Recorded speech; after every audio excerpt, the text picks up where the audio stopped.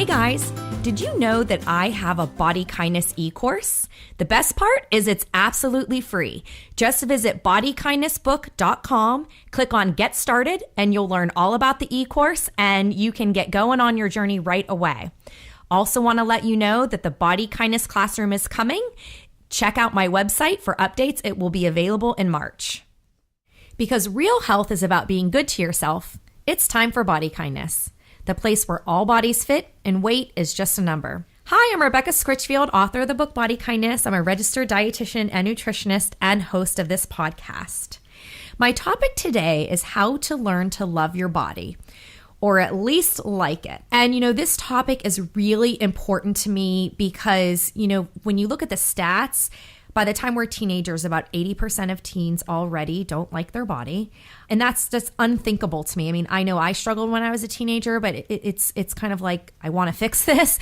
It's such a high number. And you really have to get curious and wonder, why do we have such difficulty loving our bodies? And that number only just continues to grow into adulthood, especially among women.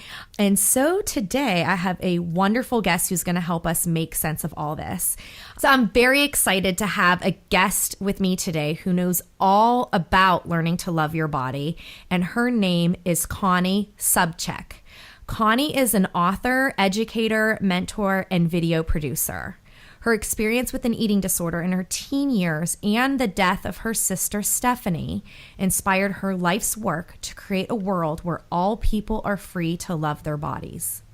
In 1996, she co-founded The Body Positive, a nonprofit organization that teaches people how to overcome self-hatred and value their beauty and identity so that they can use their energy and intellect to make positive changes in their own lives and in the world. Connie is the author of Embody, Learning to Love Your Unique Body, and Quiet That Critical Voice, who does not need help with that, so go get her book right away. She is a leader in the movement to prevent eating problems and improve the self-image of youth and adults by training leaders to bring the Be Body Positive program to their schools and communities. Her passion is watching the light that emerges when people recognize and embrace their magnificent and authentic selves. Thank you so much for joining me, Connie.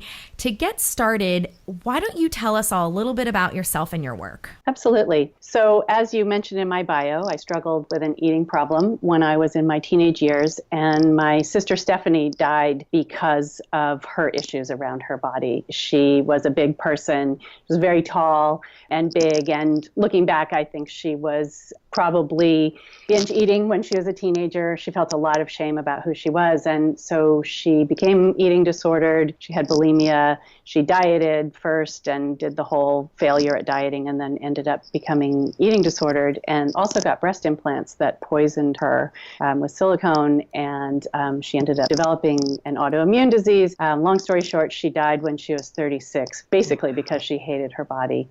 I was incredibly lucky, and it was a long time ago. It was in the late 70s, early 80s. There wasn't a lot of help. I didn't know what was wrong with me. I didn't understand what bulimia was. There was no word for it at the time in the culture. I just knew something was messed up in my life. And so I really had to fight through and heal myself. And so then I had a daughter when she was a year old when my sister Stephanie died, and I just could not imagine letting anything happen to her.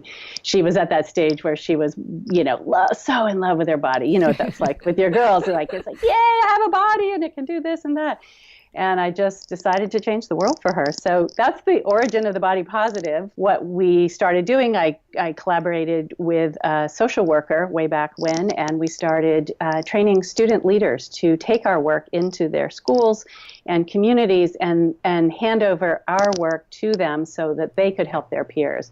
And in that way, we really started a movement. The Body Positive movement really began when those kids were out there living differently and understanding that there was a different way to live in, mostly at that time it was females, so female body, and they really just started changing their own lives in the world. And I mean, I'm blown away with what's happened because of it. It grew beyond what I expected. So we started making videos. Then we have our curriculum now that we train people to use.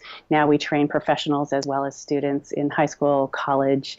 So it's been pretty exciting work. Well, and it's a way to amplify and grow because there's only so much that you could do as an individual. But if you can help kind of shine the light for other individuals to learn and grow in this area, whether they start with a book, they do some videos, they do the training, and then they embrace that in their work. Because, like I said in the beginning, 80% of people, you could argue it's even higher, struggle with their body. So this is a massive problem, and it's not going to be solved by one person, but we need to change. I mean, is your thinking when you came up with it, like, if I had a program like this, I think it would have helped me. I think it could have helped my sister. Oh, absolutely. I know my sister would be alive if the body positive had been around when we were young.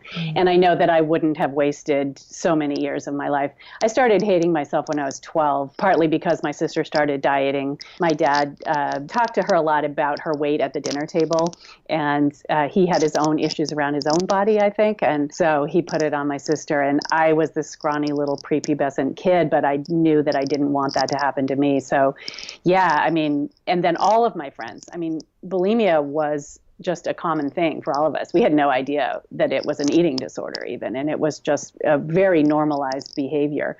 So my life would have been tremendously different. And one of the reasons I'm so passionate about it, the work too, is that my education got really messed up. I dropped in and out of college. I couldn't focus on what I was studying, which was computer engineering. So I really lost that part of my life. I did go back and get my degree, but I feel like I had so much distraction that I couldn't focus on my career, my education. And so I don't want that to happen to more young people. It just drives me crazy. Yeah. I mean, that's what I loved, when I first met you, was hearing someone else talk about the acknowledgement that it's not just, well, I don't like the way my legs look. It's almost trivializes it. Or like you said, like bulimia was just the thing that we did. Like, no, it really relates to our well-being or the energy that we have available to enjoy our lives, but also make a difference in the world. Absolutely. I just wrote a blog that I would love for people to check out if they're interested in learning more about this, because when I was listening to Obama's farewell speech, and at the end he said the beautiful piece about the next generation and who they can be, and that, I mean, I put my hope in the next generation to really deal with all sorts of problems that are happening in the world. And yet what I know is that body hatred stops them and blocks them from living in their full power. Even if they're out doing good work, they're still so distracted. And if you could see me right now, what I do is I feel like there's this noise. And so waving your hands in front of your face and imagining trying to do what you're doing in the world with all of this noise between you and the action that you're taking, that if we can stop that, we can have these incredibly powerful people. And an example is my daughter, who grew up with the body positive, and other young ones who have grown up with our work, because we've been doing this for 20 years. I'm blown away at how focused they can be and how little distraction they have around, are the size of my thighs too big, or, someone noticing my stomach, or what about this or that. And they just don't have that. They just do what they do in the world. And it's beautiful to watch. Yeah, we want to bottle that up and reproduce it, but we get messed up along the way through messages from everywhere, society, culture, the magazines, all that stuff, and the marketing and the beauty, and then it, in our families and people we're supposed to trust, and medical world as well. Everywhere, everyone's screwing us over. No wonder it's so hard. Well, that's the thing. It is. It's almost impossible. I mean, it should be rare that people hate themselves because they have a body. But yeah, it's sadly the norm. Mm-hmm. Yeah, it's almost like even if we're allowed to say we like something about ourselves, there's going to be somebody out there trying to show there's a flaw, or to show us that we don't have a right to be happy with something. And because it's there, to make money off of our doubts and our self-criticism. And so it just, you become what you grow, right? So if you're absorbing these messages and not challenging them enough, they become your thoughts, and your thoughts become your beliefs. And then it just becomes a habit. This is what I've always done. This is how I've always felt. This is, and take a lot to disentangle all of that. I just had a client, and she's a client who came back, which has been happening a lot since the book came out. Lovely. I need to get back with you, which is great. Mm-hmm. But the last time we were working together, she was, still weighing herself, and I want to stop binge eating, but I'm afraid of, weight gain. I want to be more intuitive and flexible as an eater, but I'm afraid of weight gain. So I do need to monitor that and weigh myself. And I could just tell, just kind of very conflicted with what we were able to focus on. And so, I was able to kind of help her focus on understanding, just even identifying if she was being triggered or not to emotionally eat, and how to not restrict if she felt guilty about her eating. And so we were able to do some stuff, but I just knew her attachment to a number and her appearance and everything was going to be a barrier. And when we sat down today and I just said, how can I help? She showed me like her first upward spiral that she drew in her journal from reading the book. And she'd put at the bottom was, you are more than your weight. And she just burst out into tears. And she's just like, I want to believe this, but I don't. And she's like, and I want to know how. And it was just, you could sense the overwhelm. And even when I was starting to suggest kind of like surrounding yourself, like cutting back on like the 5 foods to never eat, or just kind of unhelpful articles and stuff to kind of get that out of there and like surround herself by more positive things, I said, well, there's a great publication out now called FabU Plus. What do you think about maybe following them on Facebook and checking them out on social? They might have some good articles. And she was like, oh, no, I can't do that right now. And I was like, why? And she said, well, because I can't identify as plus size.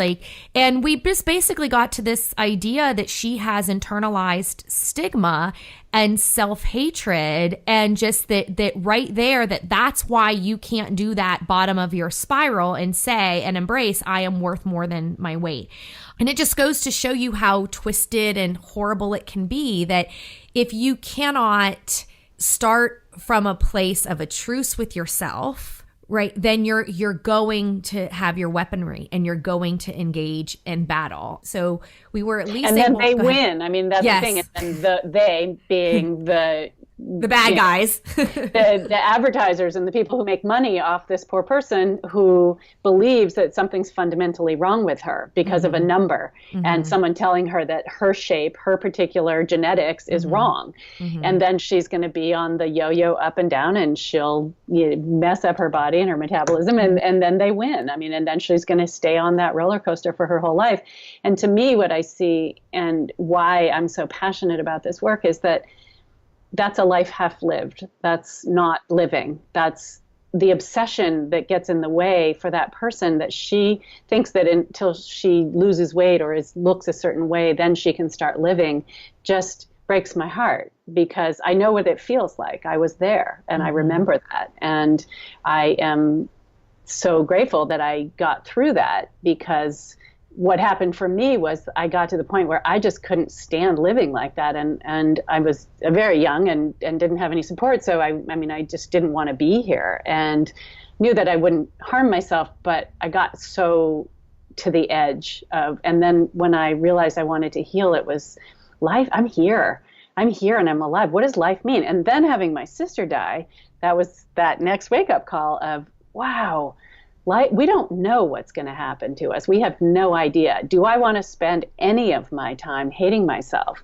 And for me, it went beyond my body, which was, I still had a really strong critical voice about everything else. I got over the body stuff when I was 21, and I really did. Or 22, it just kind of really was gone. But the other part of being so critical about everything in my life, and then I finally got to a point where I just said, this is not worth it either. So how can we live with self-love? And that starts with body love. And it starts with recognizing that we're human beings and we're here in a body. And that's why we get to be here. So what do we want for our lives? It's a big question. And it gets so focused on the number on the scale and, health, I put in quotes, like, to be healthy, you must be this. And people are so tight around their health. I must be healthy. And they get so anxious. And it doesn't serve us in enjoying life and just being human beings on the planet. It doesn't do any good. Mm-hmm. Yeah, and I do think you almost have to hit a rock bottom in some way, like how you said, I just can't do it this way anymore, so I have to find something else. That's pretty consistent in my practice. Now that I talk about I don't do diet, it's weight inclusive, it's, we're not even going to deal with weight except for trying to neutralize our feelings towards it at least. Right. And here we're going to work on habits and definitely not saying, oh, change your habits and then lose the weight. Cause that's really, right. No. We're right. really going to focus on the real issues. And I do think a person does need to kind of you can be scared for that, but it's like, you've got to feel in a place like what I'm doing is no longer working for me. And I believe that there's something better. Now I've got to figure out the process of going after it. Right. And then one thing that makes me think of too is that I'm thinking of your client, there's a point where you have to grieve because you have to give up the idea that if I work hard enough and if I'm good enough, and really that's what it's about, especially for women, am I good? Am I worthy? Then I will lose the weight. And if I could just be better, I would lose that weight, and I could be what everybody tells me I'm supposed to be and I think I want to be. And so letting go of that mindset takes grief, the grieving process. And so that's one of the things we honor at the Body Positive, and I talk about in my book Embody, is we really have to honor the time to grieve, because if we don't, there's no moving forward. Or it's much harder to move forward because there's so much self-blame. I mean, it's my fault that I failed at being what I was supposed to be. So, and is that what you think is the benefit of a grieving process, is that you get some amount of closure? Or what would you say having the space to grieve does for a person? I think it's just acknowledging, for me, part of my grief is acknowledging the years that I lost. I think that that's really important. I lost pretty much all of my teenage years and into my early 20s hating myself and thinking I was fundamentally flawed. And I lost my education. I lost the education I could have had. I know I'm in the right place for the world and things happen for a reason, and I also embrace that. Grieving that loss allows me also to understand the gains that I have because of the suffering. So yeah, it gives me, and it comes in waves. I mean, it still comes up for me sometimes around my education. When I watched my daughter go off to a great school and get to focus on her studies, I had to grieve again my college years and what I lost and what they were about for me and how different they were. So it's not something that just you grieve and you're done. It can come in waves. And I think also grieving that we live in this society that's so misguided, harsh, cruel, really awful. And it's bad, it's terrible, and people are mean, and people are trying to make us feel bad about ourselves. And so to me, that grieving process allows, me to see clearly what the situation is and then act from that place of strength and say, okay, so it's sad, now what? Now I'm going to take responsibility for this moment of my life. I have this moment now. What am I going to do with it? Do I want to hate myself, or do I want to do the hard work and of building a practice of self-love? Well, that makes sense then. It's like grieving is being a place to make room for sadness and for loss and for suffering, and acknowledging that, but then letting that be an end so you can make a rational decision about taking action. If you know you don't want to be here anymore, well, what is the next logical step then? Exactly. So it brings us to that I am in the present moment now because I'm honoring what is. So I'm honoring that it is sad. Now I can say, okay, I've given myself that time to let it wash over me. Now what? Now I have this. Do I want to lose this moment as well? You had said earlier that you had gotten over the body stuff. So I'm just curious, So you never have a bad body moment anymore? Okay, good. You're laughing. I was like, oh boy, she's way better off than I am if she never has a bad body. Wouldn't that be nice? Okay. So what do you mean by that exactly? So I stopped my eating disordered behaviors and I made peace with my body at that time. I mean, I stopped being an obsessive runner. I stopped my binging, purging behaviors. I really developed a beautiful relationship with food. That part has never ended. I have a beautiful relationship with food. I taught myself how to be an intuitive eater before there was an intuitive eating field. I really learned how to listen to my body for movement and rest and food and all of that stuff. So that part is not an issue for me. Do I have body image issues? Absolutely. I'm a 56-year-old woman in a society that really hates old women and doesn't honor the body. So I have changes in my body practically every day now, and I will till the day I die. So I'm working now on the process of aging and what it's like to be an aging woman with skin changes and all the different things that happen. And is it easy? No, not even close. Is it worth working on every single day of my life? Absolutely. Because do I want to spend a day picking at myself? I actually had a woman attack me. I use the word attack people. She didn't physically attack me, but verbally she assaulted me, telling me I had ugly thighs. Basically drove by in a car and said, you shouldn't wear shorts like that with legs that look like yours.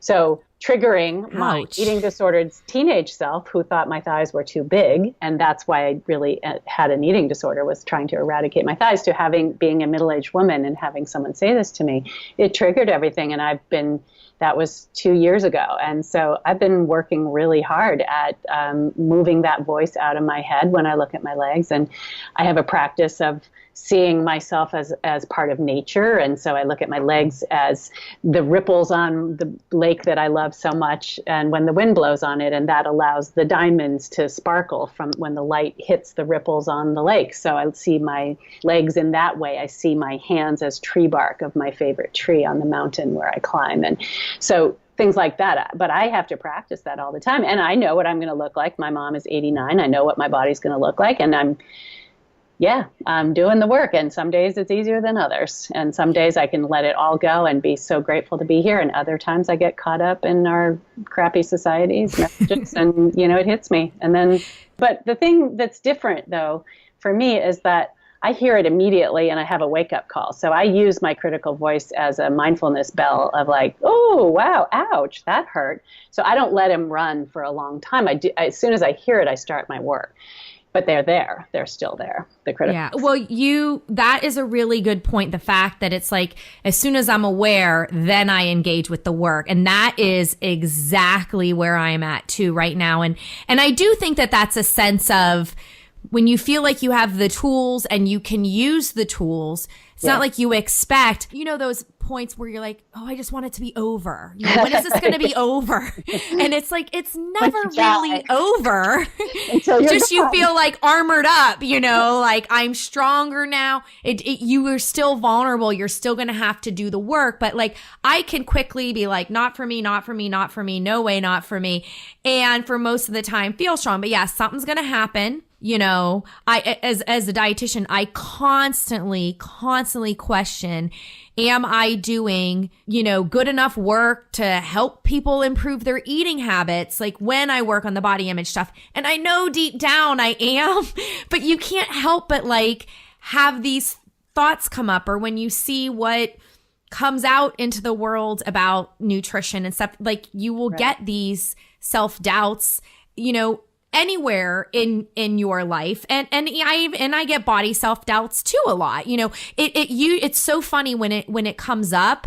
I can now relate it to, well, just yesterday you were loving on yourself in yoga class. And now today all of a sudden, you're saying, I don't know, like you talked about the ripples, something with your thigh, right? Nothing has changed in your body in 24 hours. But what has changed is your emotions. And you slept 6 hours last night, or, or you got a message somewhere that got in there somehow that you didn't even realize got in there. And so like you said, you notice it right away and you know that's not good for me. Let me take action here and do this work. And sometimes it's effortless work and you move on. And sometimes it is a little bit more work, but you still do the work because now I'm worth it. I know what a better life looks and feels like, and I want to hold on to that better life. I might get knocked down, but I'm not laying down. I'm going to get back up. Right. Right, and that's what being human is. I mean, so we can do this with every part of our lives. So we are human beings. We are beautifully flawed. My mom is so amazing. She's my mentor, and she always talks about making quote unquote mistakes as a wonderful thing, because then we have an opportunity to learn. And she said, when you get it right, you have no opportunity to learn. So for me, like working with my critical voice, whether it's around my body or whether it's around who I am in the world, and really what it's all about is ego and fear. So that's what I've been realizing too. It's my ego, and that comes from fear. So am I a good enough person? Am I this? Am I that? If I stop, and like you said, you have that moment in yoga, you're just being. You don't have to worry about any of that stuff. How can we move towards having more moments of that by allowing ourselves to be kind to ourselves when we fall down? And we say, I fell down. And I've started to laugh now. It's like, oh God, there it is. Okay, I fell down. Pick myself up, keep on going. What did I learn? What did I learn from this? And it's the same with food. For me, it's like I think about, what do I want? Ooh, I want such and such. Get as close to that as I possibly can for my circumstances. And then afterwards, how do I feel? And when I say I have a beautiful relationship with food, it doesn't mean every single thing I eat or every meal is perfect for me. And I sometimes, might overeat a little bit, or sometimes I don't get enough food, or it's not the right flavors. And so I'm constantly kind of doing this thing of, ooh, I didn't like that part, but that worked. And, so I'm gathering information always. And then from the things that don't go well. And because I have self-love, the overarching self-love, that allows me to build this practice of living through trial and error and learning. Mm-hmm. Oh, it's so good. But unfortunately, we are much further along than possibly many listeners or my client from today. Yeah. Is there something you could pull maybe from your training or from Embody, like that you think is a good example, maybe even a little exercise or activity, something that we could actually do and reference that you think could kind of help somebody square one, or just this is a good initial place to start from? I know I'm kind of putting you on the spot with that, but I would love to know what you come up with. Yeah, I think, and I remember having this conversation with you when we were in person. I think the key, having lunch, were we lunching? Having lunch, we were lunching and having a delicious, lovely lunch and enjoying every bite. And we were putting butter on our bread, damn it. That we were. And we talked about self-love and the practice that we teach at the Body Positive around self-love and how important it is. And I would love to share it. It's given more in depth in the book in one of the practices, and it's what I do really in depth at our workshops, my workshops for the public, and we do at our trainings as well. But simply, it's when our critical voice speaks, because having self-love, and as I said, self-love isn't perfect, but what I see self-love as is this kind, benevolent presence that's with me even when I'm beating myself up. So I can go back and forth between, oh, that's so painful. Why are you doing that to yourself? To going right back into it. But I know that that's there. It's my home. It's my safe place to come back to. And it's there with me because I've worked at it. But the way that I've created it is when my critical voice speaks, instead of pushing it down, running away from it, or screaming at it, I see it as a 4-year-old who's having a tantrum. And for me, that works. Some people like to pick different ages. And when I teach this, they are like, well, mine is 13 or mine's 2. And so whatever age works for you. But for me, it reminds me of when my daughter was 4, especially 4.5. And she had incredible capacity for language. So her tantrums were very verbal and very harsh, and a lot of times directed at me, and really painful. And so I always think of, in those moments, did I want to run away? Sure I did. But was I going to as a mom? No. What was I doing? I would pick her up and hold her, and she'd be kicking and screaming, and but I'd still hold her. So she had a safe container because what I saw was that that's just about fear. Her tantrum was about fear in some way or another. And so I would hold her, and then we would go through a process, and I would talk with her, and then she would calm, and then we would kind of get through it to the other side, and then would have this really amazing conversation about what had happened and what did we learn. And so in my own life, when I hear my critical voice, I see it as my 4-year-old tantruming. And so I turn towards her and I say, "Oh, hi, I'm listening. What's going on?" And I visualize picking her up and putting her in my lap and holding her. I want you to be better at this. You're lazy, you're dumb, you're stupid, whatever it is that's coming up, or you're old and ugly, or your legs are gross, or whatever voice, is coming up. Okay, I hear you. I'll get it. And knowing in my mind that it's just fear. That's all it is it's just fear. And that this critical voice is some sort of outmoded defense mechanism that's really trying to protect me. So another example is from high school. I was a very, very open, wide open person with no understanding of when I should speak and when I shouldn't about my personal life. So I told everybody everything about me. Did I get skewered and humiliated? Absolutely.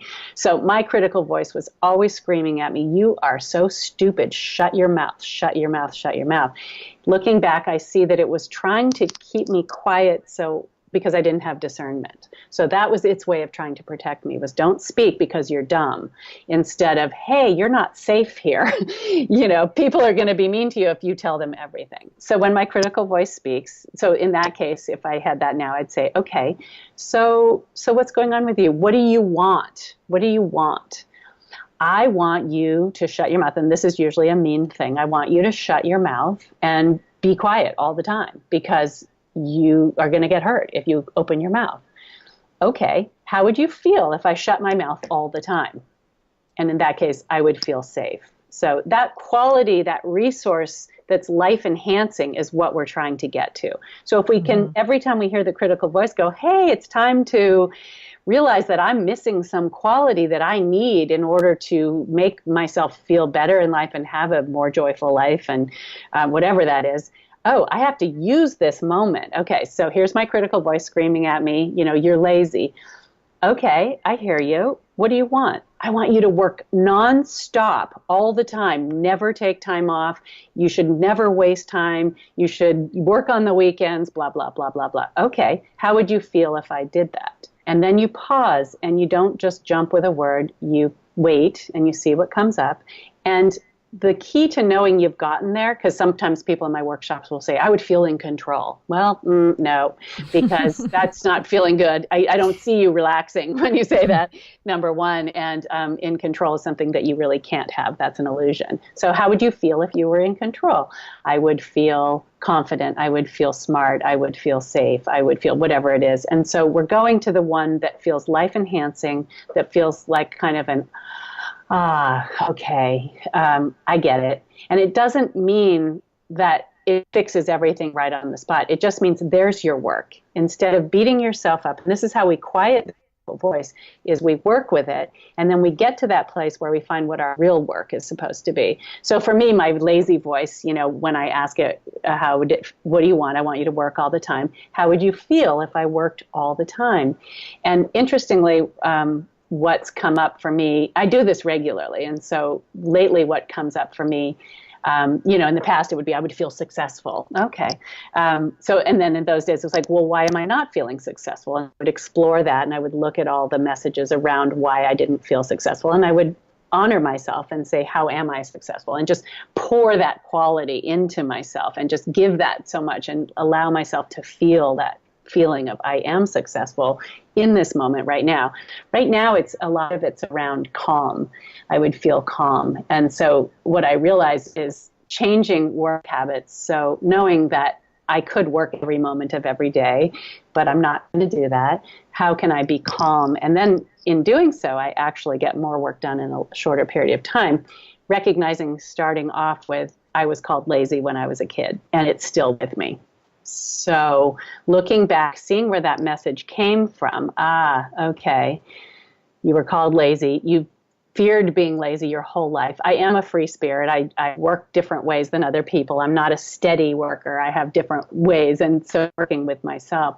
But So when it comes up, long story to say, the essence of it is critical voice speaks. You turn towards it with love and compassion and imagine it being just a fearful little baby part of you instead of this mean, awful, nasty person. Okay, what do you want? I want something that's usually negative. How would you feel if you got what you wanted? And there you're doing this practice, this work of working it down to that place where you can go, this is the resource. This is the quality that I'm missing right now. How can I give that to myself now? And if I can't, how can I get help from somebody to be there? So like a lot of times in my workshop, someone will say, I would feel beautiful. And then they'll say, but I don't and I can't. Well, let's do the work. This is where you might need to see a therapist. You might need to do something. So we reach out for help at this point if we can't do it for ourselves.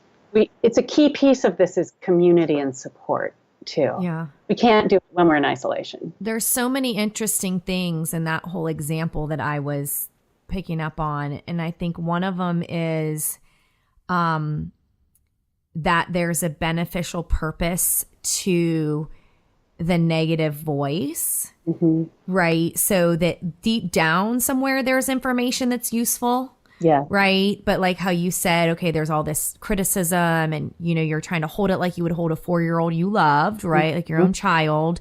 Because of course you hear the criticism and it's like, just go away. Yeah. Push, or suppress and stuff. Right. Which is a lot of times what I feel like I might kind of get tripped up in doing is just noticing it's there, but just keep doing what you're supposed to do, and I do believe that doesn't give it power, but I kind of feel like what you're saying is escalating it in a lot of ways, like almost find an appreciation that it's there to tell you something. But what it says first, well, then I'd have control. It's still not rational. It's not the real answer. And that by asking another question a layer down. Right. How would you feel if you're in control? How would you feel if you were in control? Now you start to get to some rational stuff in the layer and say, well, this is what you are actually looking for. Regardless of what that voice is telling you, this is what you're saying you really need. And this is how the critical voice is trying to help. It's really trying to help. It's just never got the training when it was young. And so our fear voices so many of them are ancient and old and inside of us from when we were little. And we didn't have the tools or the person in our life to say, oh, this is what's happening for you right now. I mean, I taught my daughter this whole process, like when she was, I can't remember when it first, I really noticed it. An example, though, is when she was just hitting puberty and she would be beating herself. She would do something and maybe, her dad and I would be upset about it. And so we would have a little, thing. And then she would get really angry at us. And then she would run to her room and throw the covers over her head and beat herself up, just be like, I'm terrible. I shouldn't have done that. And like have remorse really is what it is. She had remorse for the action, seeing that it was actually something that she had done that was, she brought all this on. And then she would have this moment of, I'm a terrible person. Then she would cry and then we would talk. And so I sort of started noticing this. And so I remember talking with her and saying, and we did it actually when she was about 7 was the first time. You can skip this part of beating yourself up. So let's go from action happened, feeling angry about it, which really I think is sort of the critical voice, to crying, sure, fine. And now let's talk. So let's have the conversation. But beating yourself up doesn't serve you in any way. So I see the pattern. I'm pointing it out to you. And so we were able to then skip over that part. And she started to learn that she didn't have to beat herself up. It doesn't mean she's perfect in that either, and that she doesn't have bad days where she's hard on herself. But I've never seen anybody get so quickly back to that place of self-love and seeing her purpose and her value as a human being and letting things go as my daughter. I mean, she's my idol. I'm learning from her still. Well, and just think about, would you have been able to help her with all of those skills had you not been through your own life difficulty? Because you wouldn't have really seen the importance, or you wouldn't have developed what you built. So that's another reason to be grateful. So, I have 2 daughters, 2 and 4. They are my world. And we talked about you having a daughter and teaching her this when she's younger. So I am curious what you think about, especially with young people, like why is it so important that we help them work on their body love? So many reasons. Yes. It's when a young person gets crippled by body hatred, it affects their whole life. And I see it in my own life, but I've seen it in so many young people that I've worked with. These messages that they get that are all about something's fundamentally wrong with you, whether it's from their families or from the media or wherever it's doctors or wherever it's coming from, they get inside and it really cripples them. It cripples them, even if on the outside they seem like everything's fine. That self-doubt and that fear around, I'm not good enough. What do I need to do to change myself? That fear is driving them in everything they do. Just really takes away their life force. And that's what it does for people of all ages. So for me, my focus on young people is that you can turn it around so much faster because they haven't been conditioned for 40 years of hating their bodies. They've only been conditioned maybe for 15 or 16 or however many years it is when I get to talk with them, 20. And so there's a much quicker turnaround. And what I see, as I talked about in the beginning, is they really then, their relationships are different, the way they make decisions about their bodies, not only with food and self-care and all of that, but with relationships and how do I want to share myself with somebody else? Who am I? What is my identity? All of these things.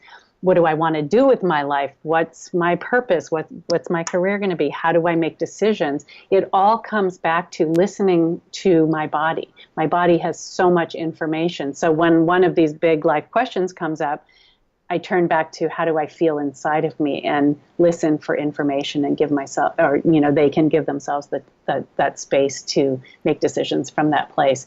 And there's so much more power in their lives and there's so much more purpose and joy in doing. Mm-hmm. And is your experience, are younger kids looking for that? Are they open to these conversations? What has your experience been like? They are. So I've worked with a lot of different ages.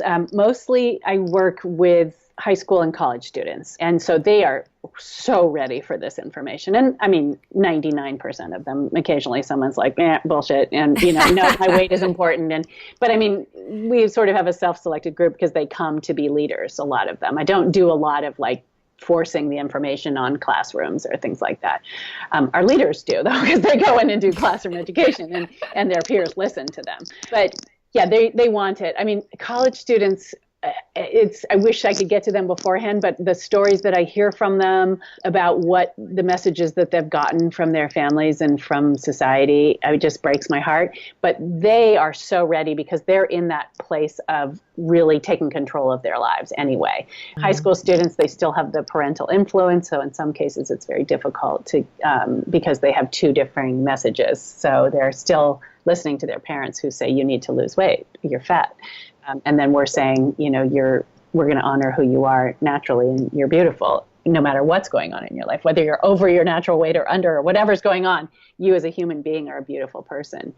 What are the obstacles in your path to loving yourself and having balanced self-care?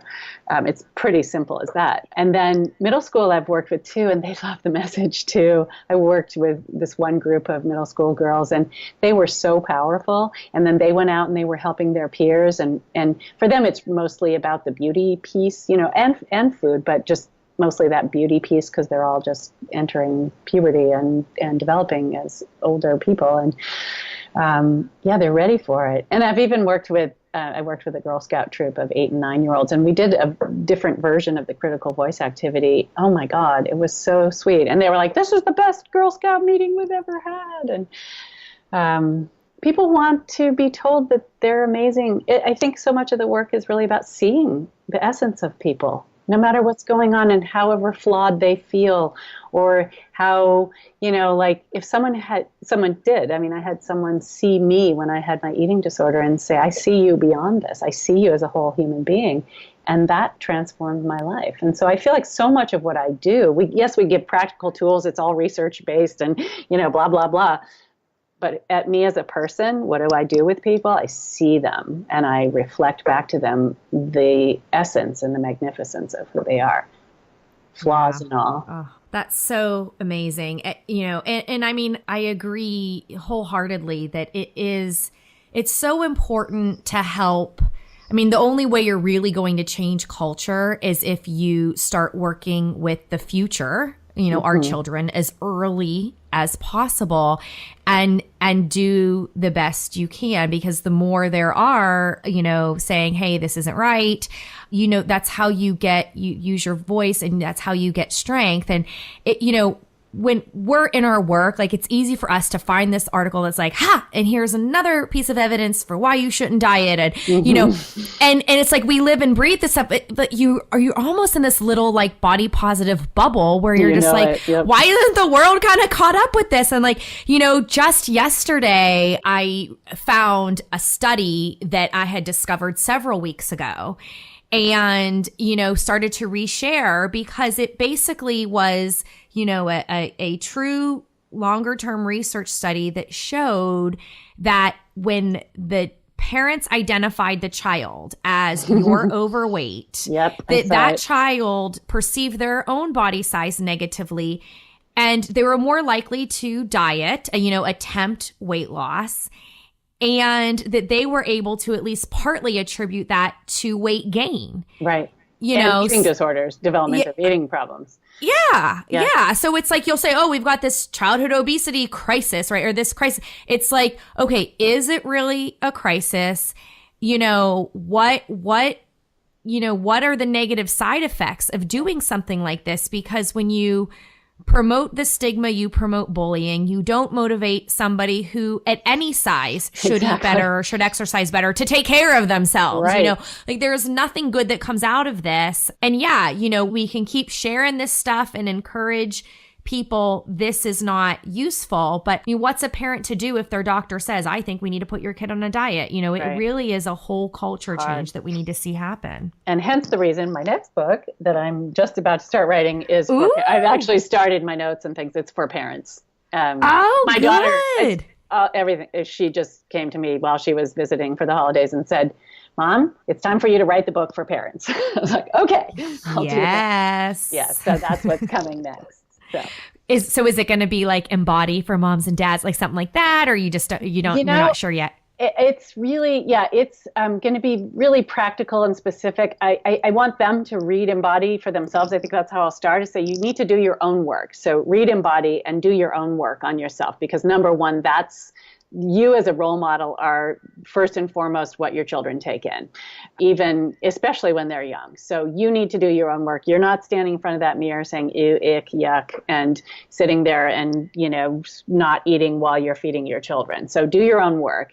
And then here are very specific ways for children of all different ages of how to allow them to grow up, be body positive, how to create body positive environments and parents are also responsible for bringing this work to the kids' schools. And so instead of, if your fat child is being bullied, that you try and change your child, you go into the school and you start programs that address weight-related bullying and teasing, and you teach the school about why they need to address this and bring in a body positive program or whatever it is. I mean, we have to advocate for our children too. So out in the world.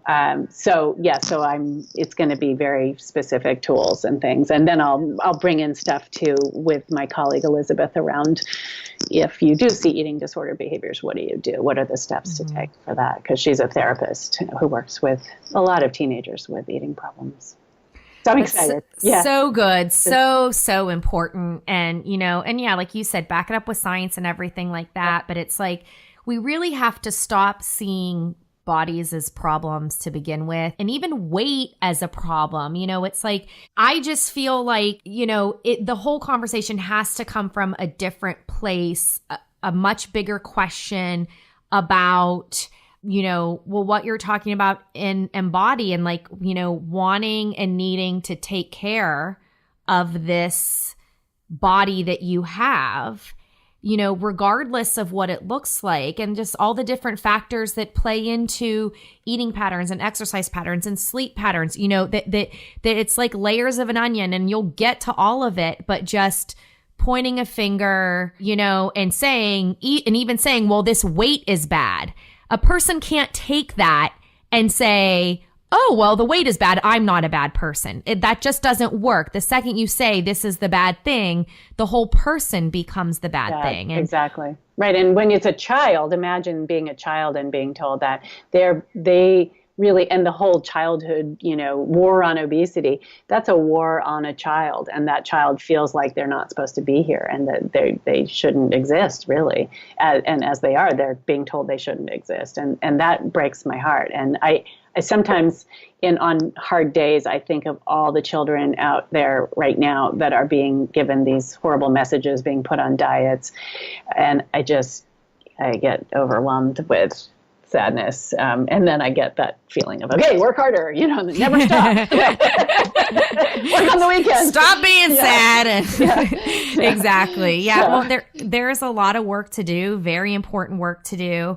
And, the other challenge that I see, I mean, I guess this is outside of kids because we're going to all agree not to put kids on diets and to help them with their habits. But when people do work on improving their habits and they're doing body positivity, but then they notice weight loss. So there's this whole other side of that you notice weight loss, but you're afraid to be happy about the weight loss because then that's not body positive. But you are happy that you're moving better. And I can see where people can be really conflicted. And I'm curious what you think. And I always tell them it's still a neutral thing to observe. And that if you truly care about being helpful to people, talk about how you think differently and what you do differently and how that enhances your life. It's when we give away all the goodness we get it's because of the weight loss. That you really are unhelpful, I think, to people who are trying to be body positive and may not get the same weight changes that you're getting, Right. And I mean, so when I was saying before, over someone's natural weight or under someone's natural weight, so we talk about natural weight, not perfect good weight or a nice not the BMI. We don't know, not the BMI. So we don't know what someone's weight is. So like for me, when I had my eating disorder, I was under my natural weight. And so when I was healing, I put on weight and I was supposed to. There are other people who are perhaps binge eating and not moving. And so they may not, but they may lose weight as they change their habits. We don't know what's going to happen. And some people will stay the same. And especially for those who have yo-yoed all their lives and their weight has gone up because of their dieting behaviors and metabolism has been changed, they may not be able to change any part of their weight, but they will be healthier. And so, but the tricky part is, so say I lose weight because I've changed a habit, and then the whole world is like, oh, you look great if you lost weight. And that then triggers. So that's where community comes in and being with other people and being able to say, I was out in this friend group and everybody was talking about my weight loss and it made me feel really uncomfortable and scared and it triggered that feeling of this makes me a better person but what happens if I gain weight and all of the anxiety comes up. So then that's where we reach out for help if we don't have it, and being able to talk to somebody who's sane and perhaps understands body positivity and understands this chaotic and crazy world we live in and be able to say, you're okay. This is just naturally happening to you. Someday you may gain weight again as you age. We don't know. But not focusing on weight has made you happy, right? Yes. Okay. So let's continue that. And teaching them then what can you say to other people, from really pushing people off your body and my body is not on the table for conversation, to walking away, to making a joke, whatever. That's one of the things we discuss a lot in our workshops and trainings is how do we deal with the comments on all levels from the outside world. Because that's a tricky thing when I just wish everybody would stop commenting on each other's bodies, period. So you could just bleep it out. When you want to say something about someone's body, just shut up. Don't open your mouth. Well, that's a good personal filter that we could all use. When we think about what action can we take that could be helpful, it's okay to be working on yourself. Even back to my client in the beginning that we discovered this self-hatred, right? So it's while I work on figuring out how to love myself or at least like myself, what I can do is notice something something negative or a body comment and notice it and not take action on it, not verbalize that, just kind of put it on the shelf. And I think that helps. I think every bit helps because it's a step in the right direction. You know, it's not like a magical miracle and not here you go. Close. Body positivity. I tell people that right from like the start. I just want you to know you will still suffer. There's no end to human suffering.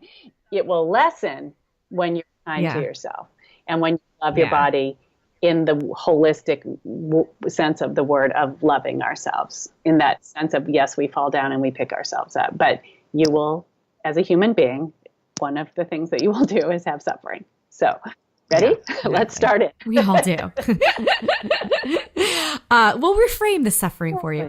So I'm starting something new on the podcast. You're the first one I'm doing it with, where I want to ask a question about body kindness. But, you know, to be fair to the listeners, you were an early reader and so generous to read and give feedback and also give a praise for the book. So you have read it. And, you know, I just would like to ask if you can describe what body kindness means to you in 6 words or less. I sure can. So the words that came up for me are trust, freedom, self-love, pleasure, aliveness, and diversity. Yes, I want each one of those. Me too. That's what I want for the world. And that's what being kind to our bodies is about.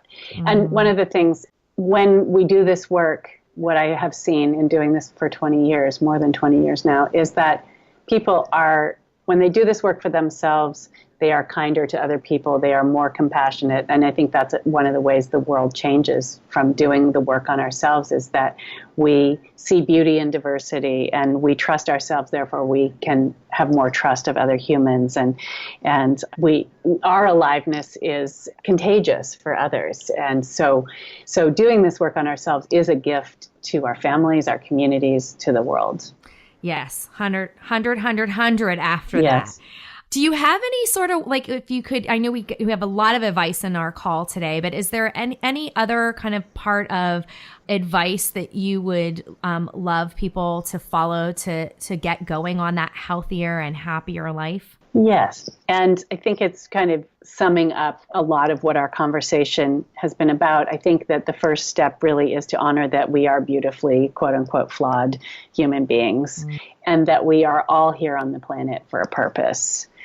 And when we honor that our bodies are what give us life, we have a much better chance to make peace with our bodies and to care for them with love and respect. So I really feel like that is one of the first steps, is to recognize that I am here as a human being on this planet. Why am I here? I have a unique purpose. There is a reason I'm here. And it doesn't mean it has to be some grand thing. It's just that I have purpose, whether it's in my family or in my community, whatever it is, or who knows, whatever they're doing.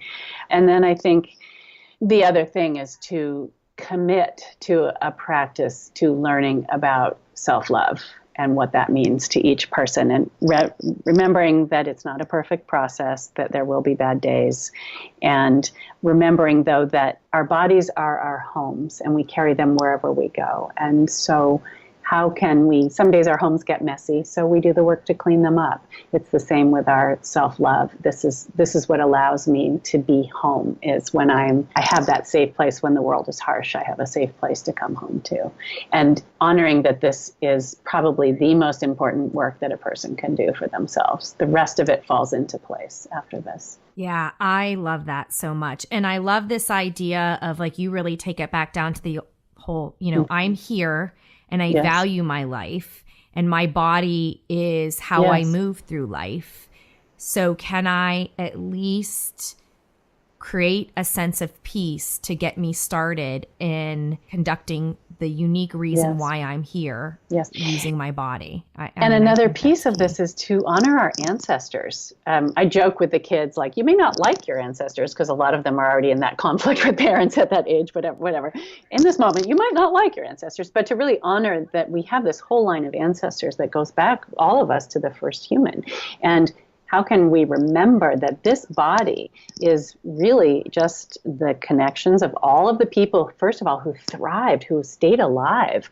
So my body is really powerful because my ancestors that all stayed alive and then connected with each other and generation after generation brought me to this place of where I am now. So to have this respect, not just for our own bodies, but to remember that our body comes from this ancestral line, it really helps a lot. And that's something we do a lot of work around in our workshops and trainings. And people love that part of it because it steps us out of the I into a we and a bigger picture of who we are on the planet in this moment. Yeah. And I think, and then taking that forward, I mean, I think most people want to be good people and we want to leave the earth better than we inherited it. And so that's why our work is so important. Right. And on that, saying to parents, you're doing the best. If you did say negative things to your child, you were doing the best that you could with the information that you had. So forgive yourself. I really work with parents on forgiveness because they come in and go, oh my God, I can't believe I've been doing this for years.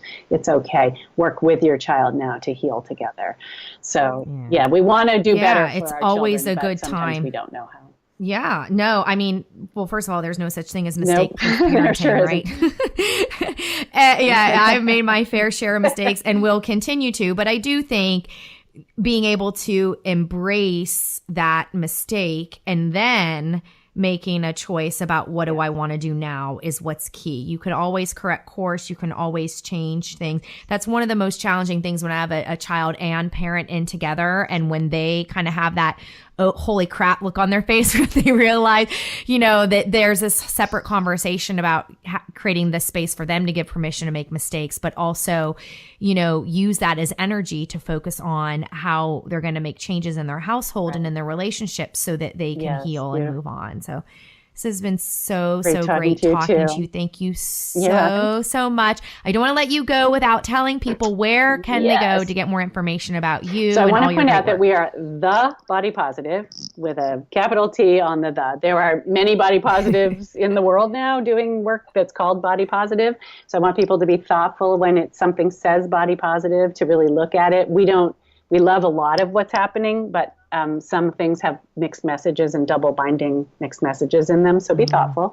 So we are thebodypositive.org. We have the book Embody is on there. You can find it there. It's also online, Amazon and Barnes & Noble and other places, iBooks. And that if people want to bring workshops to their communities, that's something we do. We have 2 trainings coming up, one for professionals and one for educators and students. So check out the work there. It's pretty exciting stuff. And we have a great year ahead. So I'm very, very excited about what we're doing. Great. And I will share all that and also the social media links and whatnot in the show notes for this episode. So I can't so without again. My social media manager would be very upset if I didn't say we're on Facebook, Twitter, Instagram, all of that stuff. We're everywhere. I forget about that. The Body Positive, Connie, thank you so much. I appreciate you and all your work, and I appreciate your time. And let's continue on this wonderful, wonderful journey. Thank you so much. The Body Kindness Classroom is coming. If you're ready for some radical collaboration, check out bodykindnessbook.com and check out Shop for more information. We're going to be having classes on body kindness calm and body kindness food. I'll see you in school.